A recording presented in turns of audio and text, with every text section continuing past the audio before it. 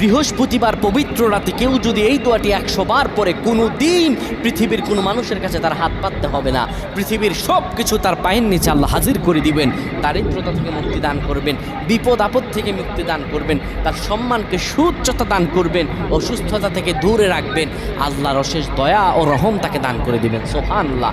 বৃহস্পতিবার রাত এটি গুরুত্বপূর্ণ রাত। এই রাত সপ্তাহে একদিন আসে, আরবিতে রাত আগে আসে, দিন পরে আসে। সুতরাং বৃহস্পতিবারের যে দিন গিয়ে রাত, এটি বৃহস্পতিবার রাত নয়, এটি শুক্রবারের রাত, এটি জুমাবারের রাত, এটি দোয়া কবুলের রাত, আল্লাহর কাছাকাছি হওয়ার রাত। সুবহানাল্লাহ। এই বৃহস্পতিবার রাত আল্লাহ তাআলা বান্দার দোয়া কবুল করেন। কেউ যদি বৃহস্পতিবার রাতে ঈশা নামাজের পরে পবিত্র হয়ে ইয়া হাইয়ু ইয়া হাইয়ু ইয়া হাইয়ু ইয়া রফিউ ইয়া রফিউ ইয়া রফিউ এই দোয়াগুলো পড়তে পারে 100 বার, আল্লাহ রাব্বুল আলামিন তার